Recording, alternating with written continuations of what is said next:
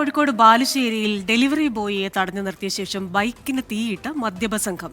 Hotel ഡെലിവറിക്ക് ഉപയോഗിക്കുന്ന ബൈക്കിനാണ് പുലർച്ചെ തീയിട്ടത്. രണ്ടുപേരെ ബാലുശ്ശേരി പോലീസ് കസ്റ്റഡിയിൽ എടുത്തിട്ടുണ്ട്. അഭിജിത്ത് മുഴക്കുന്ന് കോഴിക്കോട്ട് നിന്ന് വിവരങ്ങൾ നൽകാനുണ്ട്. അഭിജിത്ത്, ഈ സംഭവത്തിൽ എന്താണ് പോലീസ് പറയുന്നത്? പോലീസിന്റെ നടപടി എന്തായി?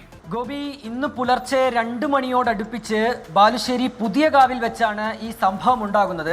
ഹോട്ടലിലെ ഡെലിവറിക്കായി ഉപയോഗിക്കുന്ന ബൈക്കിനാണ് മദ്യലഹരിയിൽ 2 അംഗ സംഘം തീയിടുന്നത്. ഈ സംഭവം ഇങ്ങനെയാണ്.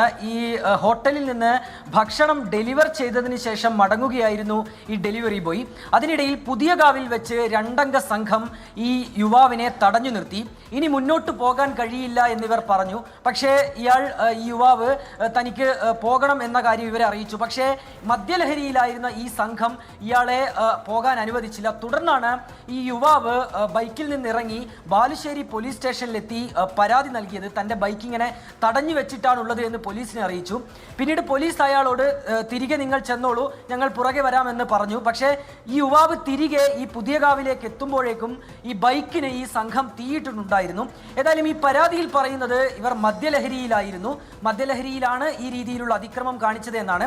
ഏതെങ്കിലും രീതിയിലുള്ള വിരോധം അല്ലെങ്കിൽ വ്യക്തിവൈരാഗ്യമൊന്നും ഇവർ തമ്മിൽ ഉണ്ടായിരുന്നില്ല. ഏതായാലും ഈ 2 പേരെയും നിലവിൽ ഇപ്പോൾ പോലീസ് കസ്റ്റഡിയിൽ എടുത്തിട്ടുണ്ട്.